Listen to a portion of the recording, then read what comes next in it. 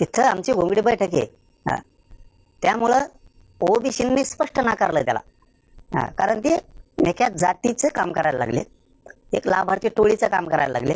हे बघा लक्षात येतंय तेव्हाच काय चित्र आहे ना, तेव्हाच लक्षात येते. कारण ती आमची झाली घोंगडी बैठक त्या ग्राउंडवर, आणि त्याच्यावरूनच यांचं कळतंय. फडणवीस साहेब सुद्धा त्याच्यावरूनच ओळखून घेते हे फक्त आपल्याला सरकारला बदनाम करण्यासाठी काम करतोय, फडणवीस साहेबाला डॅमेज करण्यासाठी काम करतोय, विखे साहेबाला बदनाम करण्यासाठी काम करतोय, आमच्या शिंदे साहेबाला बदनाम करण्यासाठी काम करतोय, आणि अजितदादांना 100% यांना बदनाम करायचंय.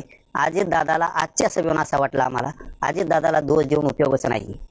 कारण यांनी पक्का विडा उचललेला आहे अजितदादाला बदनाम करण्याचा. एखाद्या वेळेस अजितदादांना नाविलाजाने आणि अजितदादांनी ते करावं, यांना 100% बाजूला सारलं पाहिजे. थोडा तोटा झाला तरी चालत.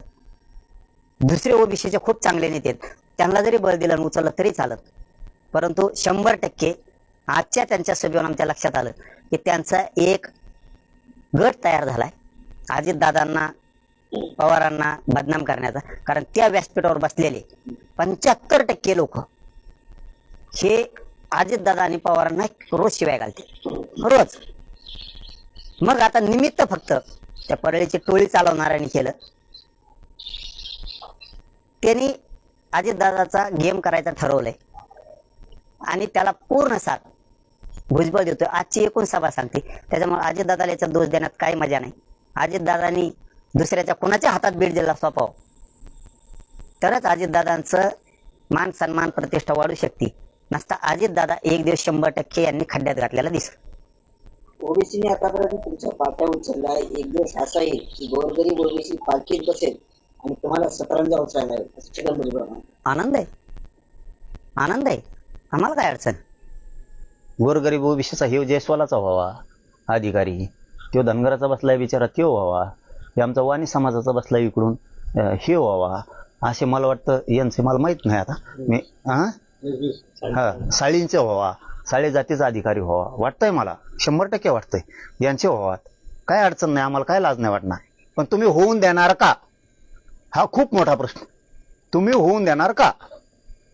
तुम्ही कुंभाराचा होऊन देणार का अधिकारी, आमदार, खासदार होऊन देणार का? IAS IPS होऊन देणार का? तुम्ही लोहार सुताराचा होऊन देणार का? आमदार, खासदार, जिल्हा परिषदचा सदस्य, जिल्हा परिषद अध्यक्ष होऊन देणार का? सभापती तुम्ही होऊन देणार का? होऊन देणार का? नाव्याचा, परटाचा, धोब्याचा, सोनाराचा होऊन देणार का तुम्ही? सांगा. आणखीन वडरी समाजाचा, कायकडी समाजाचा, रजपुताचा, लिंगायताचा होऊ देणार का तुम्ही? कोळ्याचा होऊन देणार का? होऊन देणार आहेत का? लमाणी समाजाचा एखादा आमदार, खासदार, मंत्री, जिल्हा परिषदचा अध्यक्ष होऊन देणार का तुम्ही? नगराध्यक्ष तुम्ही होऊन देणार का? मग तुमचं संपत आहे. सगळ्या जातींचा फायदा फक्त तुम्ही घेता आणि पद तुम्हीच भोगता. कोणत्या जातीला मिळत नाही, काय नाही, काय नाही. किती ते कोळी बांधव, आगरी बांधव, ते भंडारी बांधव तिकडचे किती जीवावर जोखीम घेऊन समुद्रात मासेमारी करतात. का त्यांचे लेकर IAS IPS अधिकारी होऊ नये? का होऊ नये? का होऊ नये? लिंगायताचे का होऊ नये? किती छोटे छोटे जाती सांगायचं तुम्हाला? आम्हाला आवडत. तुम्हाला आवडतंय का? आवडतंय तर तुम्ही 75 वर्षात का नाही होऊन दिलं? का तुम्ही बंजारा समाजाचे अधिकारीने होऊ दिले? त्यांचं आरक्षण घेऊ द्या. उत्तर यायचे बंजारा समाजाला द्या. चला, का नाही होऊन दिले? सगळ्यांचं आरक्षण मिळून तुम्ही खाल. तुमच्या घराघणीच माणसं सुधारले आणि यांच्या घराघणीच माणसं ऊस तोडायला गेली. हे काय खोटं आहे का? किती दिवस येड्यात काढणार तुम्ही? बिलाचे तेच हाल, पारद्याचे तेच हाल. तुम्ही रामुशाचं नाव घेता त्याचे तेच हाल. तुम्ही कोणाला सुधरून दिलं? कोणालाच नाही. आणि तुम्ही सांगणार ओबीसीचं झालेलं त्यांना हे होत नाही. अरे आमच्या इकडे येऊन बघ, ओपनची जागा असून सुद्धा ओबीसीचा सभापती केलता. ओपनची जागा असून सुद्धा आंबडलाच. तुम्ही काय सांगता आम्हाला? भाजपला देवेंद्र फडणवीस यांना तुम्ही असा इशारा दिला आहे की ओबीसीच्या ताकदीवर 125 आमदार तुम्हाला मिळालेले आहेत आणि ओबीसीवर अन्याय कराल तर ओबीसी दूध पुढे राहिलेले नाही. फडणवीस साहेबाला हे माहिती, हा ते फडणवीस साहेबाला माहिती विधानसभेला मराठ्यांशिवाय सत्ता येऊ शकत नाही, मराठ्यांनी सत्ता दिली हे त्यांनाही माहिती. नाही तर लोकसभेसारखा धुरळा वाजला असता सगळा. आमच्या लेकरा बाळांच्या भविष्यासाठी ते काम करायलेत ना, आणखीन आम्हाला त्यांच्याबद्दल शंका नाही. आमचं एवढंच म्हणणं आहे, प्रमाणपत्र लवकर वितरित झाले पाहिजे. नसता आम्ही फडणवीस साहेबांनाच नाही, विखे साहेबांनाच नाही, कोणाला सोडणार नाही. पण आम्हाला 100% आशा आहे की त्यांनी आमचं हक्काचं कायदेशीर आरक्षण आम्हाला दिलंय. गॅजेटियर हे महसुली नोंदी आहेत, सरकारी दस्तऐवज आहे. फडणवीस साहेबांनी मराठ्यांच्या लेकराचं आयुष्य उद्ध्वस्त न होऊ द्यायचं, त्यानुसार मराठ्यांना मराठवाड्यातल्या सगळ्या आरक्षण द्यायचं ठरवलंय. पुढच्या आठवडाभरात किंवा 10 दिवसात पश्चिम महाराष्ट्रातल्या गॅजेटचा GR निघणार आहे. आता हे बॉम्ब बांधणारच. त्यांना वाटतं सगळं आमच्यामुळेच आहे. गाडी खाली काय चालत असतं माहितीये तुम्हाला, त्यांना वाटतं आम्हीच गाडी उडीतो. असा तो घुरटे भुजबळ देऊ. दादा तुम्ही प्रमाणपत्राचा उल्लेख केला, तर यावेळी छगन भुजबळांनी पण असं म्हटलंय की आम्हाला 10 महिने आधी प्रमाणपत्र काढायला लागायचे. आता सकाळी अर्ज केला तर संध्याकाळी कुणबीचं सर्टिफिकेट हातात देऊ लागले. अधिकारी इतके हुशार कसं काय झाले? कारण तुमच्या दबावातून ते मुक्त झाले.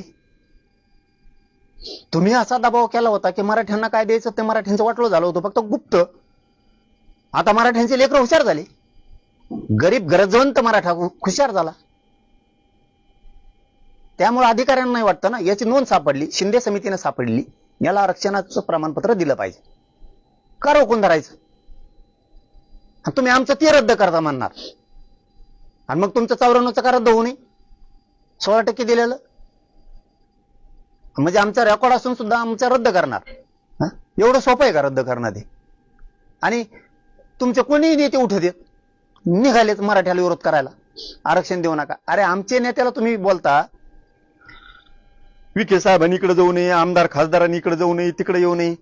ते ओबीसीचं आरक्षण रद्द करायला येत नाहीत, करा म्हणाले येत नाहीत.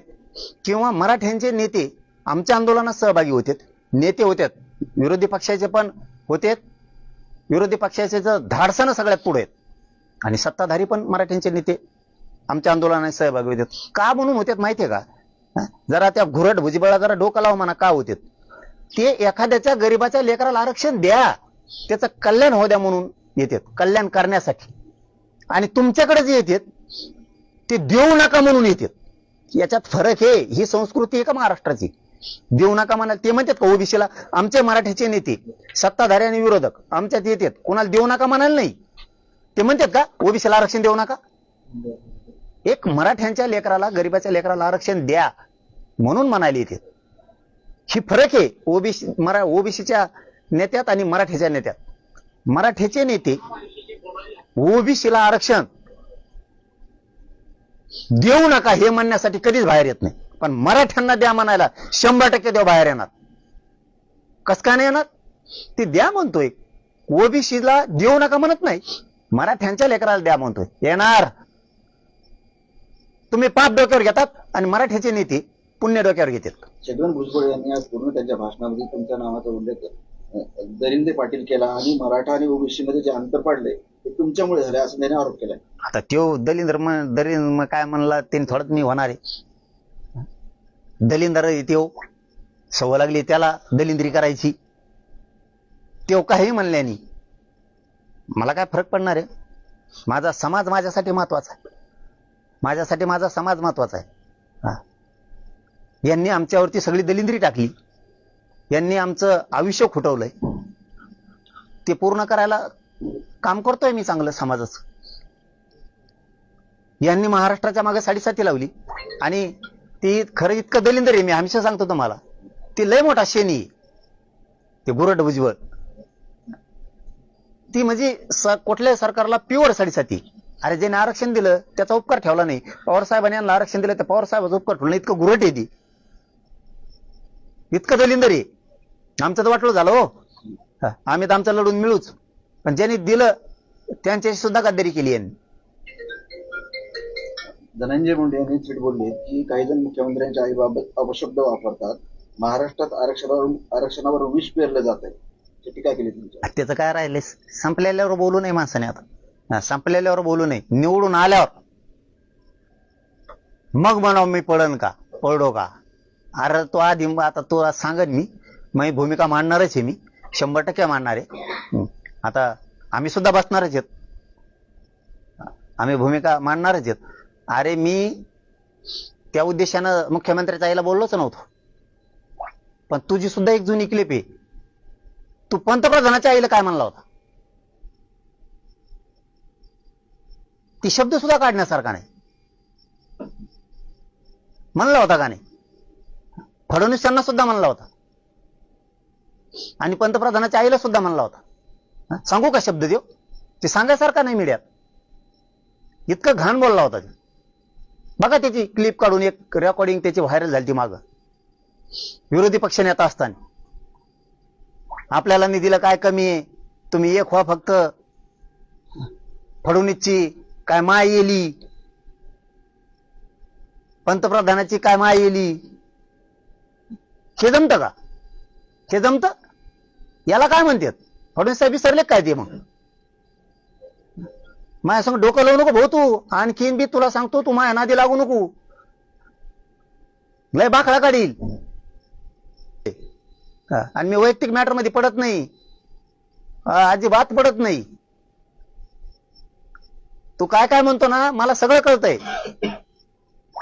तुमच्यावरती तुम्ही नेतेगिरी करता, तुम्ही मराठ्यांचे खुन करता म्हणून तुमच्यावर बोललेलो आहे, हे लक्षात ठेवा. मी तुमच्या वैयक्तिक मॅटर मध्ये कधीच पडलो नाही. तुमचे वैयक्तिक सुद्धा मॅटर आले, आपण डायरेक्ट सांगितलं आपण वैयक्तिक मॅटर मध्ये पडत नाही. माझ्या दम आहे त्यांना समोरासमोर खेटायचा. बाईच्या आडून वार नाही करत मी कधी तुमच्यावरती. फार तुम्हाला 4-5 दिवसाच सांगतो, त्याचीच बायको आली होती, मला साथ द्या म्हणलं. मी कौटुंबिक याच्यात पडत नसतो. तुमचं तुम्ही तुमचं बघून घ्या. बाईच्या आडून वार करणारी अवलाद आपली नाही. तेच ते बायकोच आहे ना त्याची. मग त्या कोरोना मुंडे कोण आहेत? त्या 4 दिवस झाली इथे येऊन गेलेले. त्यांनी सांगितलं मला साथ द्या, माझं लागण ते. मला हे बोलायचं नव्हतं, त्यांच्या कुटुंबावर कधीच बोललो नाही मी. त्यांनी चूक केली म्हणून तुमच्यावर बोललो, तुमच्या कुटुंबावर कधीच बोललेलो नाहीत. पण तू जर तसे आरोप माझ्यावर लावित असला ना, तू काय कोणता दादा फादा लागून गेला नाही, तू माझ्या नादी लागू नको. आता 4 दिवसापूर्वी त्याची बायको येऊन गेली, त्यांनी सांगितलं लागण ते माझ्याजवळ. जाहीर सांगतोय मीडिया समोर आहे, सरळ सांगितलं बाईच्या आडून गेलं पण आपण गोळ्या मारीत नसतो, आपल्यात खेटायची हिंमत आहे, समोरासमोर खेटल. पण असं खोटं नाही करत. तुमचा कौटुंबिक वाद आहे, तुमचा वैयक्तिक विषय आहे, तुम्ही तुमचं आपलं वैयक्तिक तुम्ही तुमचं बघा. वैयक्तिक कुणाच्याही मॅटरमध्ये आपण पडत नाहीत. कुणाचे 40 लफडे असू नाही तर 50 असो, वैयक्तिक याच्यात आपण कधीही पडत नाही. हे संस्कार आहेत आमच्यावरती, तो यासारखे नाहीत असे. दिलं काढून दिलं त्यांना, विचारून घे फोन लावून बोलत असला तिला तर काढून दिलं का नाही. माझ्या घर दुसरा असता तर म्हणला असता काढा उकरून याचा, आता द्यायला तयार आहे ती ना. ती जोडतो लय गाबाळी म्हणती ती, आणि सगळं काय आहे ती. 30-35 वर्षाचं वाईटापासून चांगल्यापर्यंत सगळं आहे. म्हणलं जावा तुम्ही इथून, आम्ही बाईच्या आडून वार नाही करत. तुम्ही तुमचा लढा, तुम्ही तुमचा न्याय घ्या, नका घेऊ. नसता माझा घर दुसरा असता ना, कोणी संधी सोडली नसती. ध्यानात ठेव हे सुद्धा, माया नादी लागू नको. पाटील, मुंबईला जे आंदोलन झालं ते मराठा समाजाचं आंदोलन नव्हतं, तर ते दारूवाले आणि वाळूवाले आणले लोक होते, आणि ते दरिंदे पाटलांनी आणले होते असं भुजबळ म्हणे. त्याला काय कळतंय ते घुरट धावण्याला, घुरट सगळ्या दुनियेचं. त्याला काय कळतंय ते, तुम्हाला अक्कलदाड कळते ना, आपल्याला सगळ्याला अक्कलदाड असते, त्याची पहिली आता. त्यामुळे त्याला काही डोकं चाला ना, त्याचं गुंग झालंय. बोलता बोलता ते अर्ध सोडून देते. मला वाटलं मनाने बोलतं काय, कागद वाचून बोलत आहे ती. कागद वर काढीत आहे, त्याच्या खाली कागद, आणि मग शेर आणतंय. आता शेराच्याच लायकीच राहिले ते. त्यांना ना तुम्हाला खोटं सांगत बधीर करून टाकलाय. मराठ्यांनी असा त्यांचा गेम केला, त्यांना काहीच सुचा नाही. काय बोलावं, काय करावं, कुंकड जावा, कारण ते हक्काच आहे. त्यामुळे ते मी मिळवणार आहे. तुम्ही कितीही ताकद लावा, किती पण. कसा जी आर रद्द होतोय, आणि तुमचे ते घुरट भुजबळची अवकात कळाली.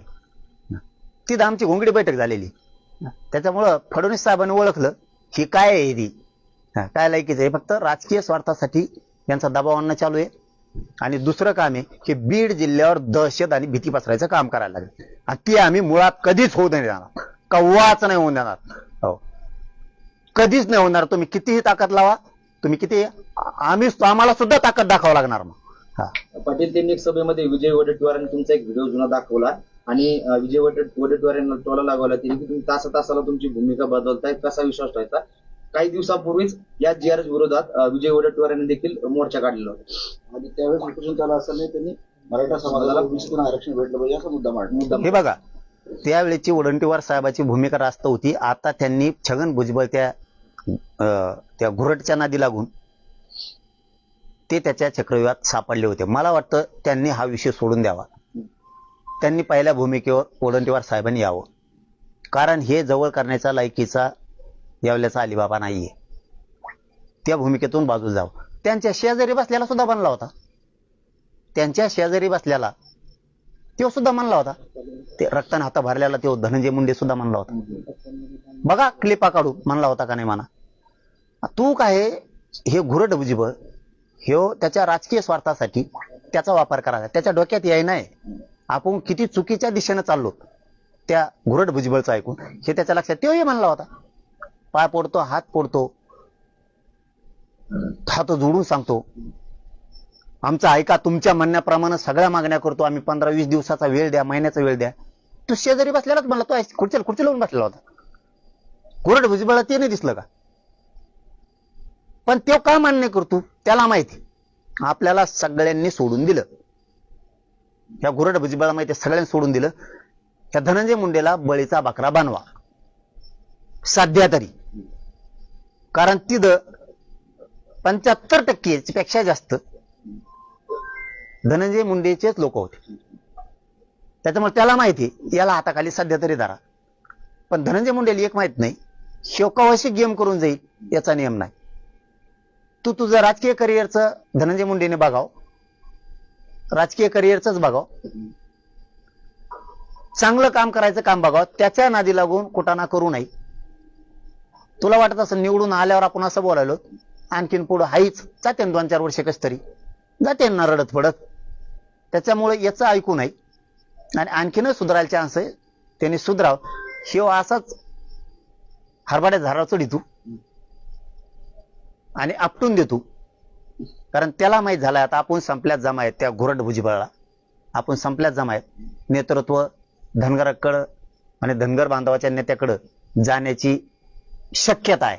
आपण संपल्यात जमाचे म्हणून हे आपलं आता टाबर टुबर गोळा करतोय. देवेंद्र फडणवीस नेहमी म्हणतात की ओबीसी यांचा DNA आहे, पण परंतु छगन भुजबळ असं म्हणाले की तो DNA कधी सरकेल सांगता येत नाही. म्हणजे धमकी वजा इशारा त्यांनी दिलेला आहे. हे बघा, याच्याच मागे काय ओबीसी जातीचा नेता आहे राव. तुम्ही ओबीसीचा अर्थ समजून घ्या. ती आमची, मी काय बोलतो मी फक्त स्पष्ट बोला ना, तिथं आमची घोंगडी बैठक झालेली,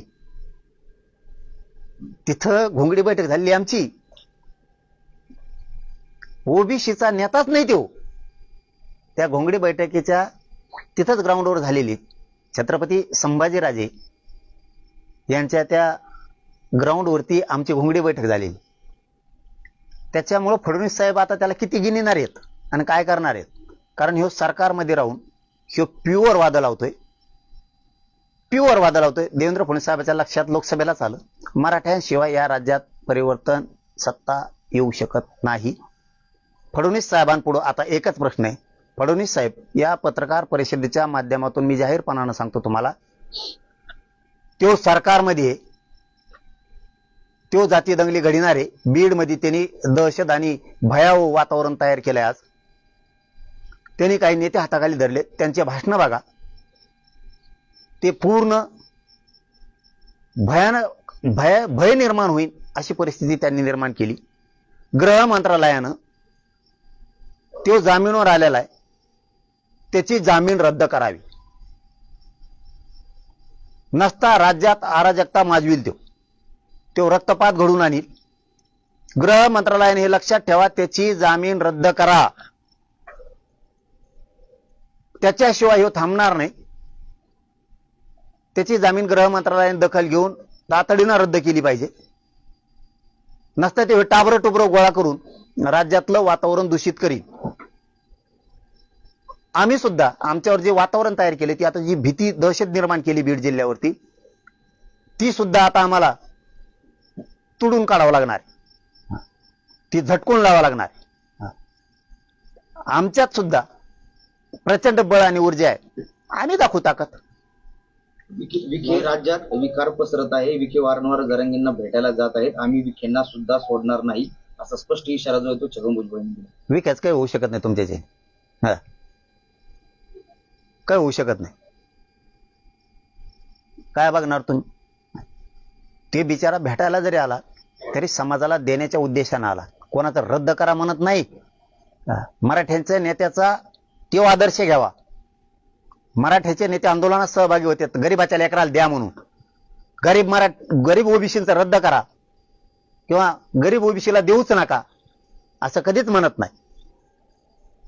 ओबीसीला आरक्षण दिलं त्यावेळेस मराठ्यांची भूमिका होती गरीब ओबीसीला मिळाला पाहिजे. तीच भूमिका मराठ्यांच्या सगळ्या पक्षातल्या नेत्यांची तीच भूमिका आहे की गरीब मराठ्यांना सुद्धा मिळाला पाहिजे. ओबीसीचं रद्द करा, आरक्षण देऊ नका म्हणाले ओबीसी एखादा मराठा नेता येतोय का? तुम्ही तरी जाताय. मराठ्याच्या नेत्याची तुलना तुम्ही करू शकत नाहीत. तुमच्याशी त्यांची तुलना होऊ बी शकत नाही. ते गरीब मराठ्यासाठी कायम येणार.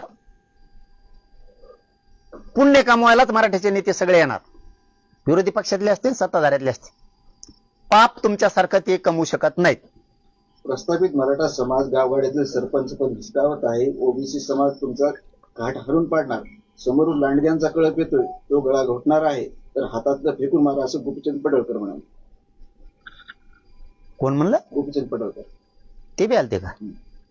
त्यांनी काय लिहायचं असलेला फड्यात? हे घुरट सगळ्या दुनियाचं हे घुरटाचं काय ऐकायचं? आपलं चांगलं चाललंय तिकडं. त्यांनी कसं लिहायचं? चांगल्या चेहरा कशाला त्याला याच्यामुळं चांगला चेहरा खराब करायचा? कमाल. येणाऱ्या निवडणुकीमध्ये ज्यांनी ज्यांनी ओबीसीच्या विरोधामध्ये भूमिका घेतली त्यांना लक्षात ठेवा आणि त्यांचा बरोबर हिशोब करा. भुजबळ म्हणलंच का घुरट ते? काय हिशोब होत नाही, काय नाही. सगळे सावध झाले आता. आज कळालं ना राव. आम्ही तिथं घोंगडी बैठक घेतलेली. काय हिशोब करतो? आम्ही तिथं घोंगडी बैठक घेतलेली. तू काय हिशोब करतो तू? महाएल्गार नाव देतो. तिथं आमची घोंगडी बैठक झालेली. काय ते चव घालून घ्यायचे धंदे करते काय नाही. याच्या कमून नादी लागत आहेत. मला काहीच कळा नाही घुरट भुजबळच्या. बीड म्हणजे तुमच्या बापाची जहागिरी नाही, लक्ष्मण हाकेंचा तुम्हाला सवाल आहे. आणि तर जरांगे लहरी मोहम्मद आणि सकाळी भुजबळ संध्याकाळी फडवणुसार बोलतात अशी टीका हाकेंनी तुमच्यावर केली. त्याला नाही मोजित मी. त्याला मोजित नाही. त्याला कधी विरोधक मानलं नाही, मानणार नाही. काहीला आता ते नाही बोललं तरी बोलायची सवय. आम्ही नाही बोलत नाही तरी बळच बोलत एखादं. त्यासल्याला काय देण द्यायचं? थुकला ना तर ते काही बळच थुकासाठी ते त्याला काय करावं आम्ही? तिकडं आपलं बघायचं. कशाला त्या टोळीच्या नादी लागायचं? आपल्या जातीसाठी लढलं तर आपली जात कुठल्या कुठं जाईन आतापर्यंत. कशाला दुसऱ्या ज्ञान पाजळत हिंडायचं उगाच त्या घुरट भुजबळच्या नादी लागून बसेल ना कोपऱ्याला एक आहे. अजून काय का? ओके ना, ठीक आहे.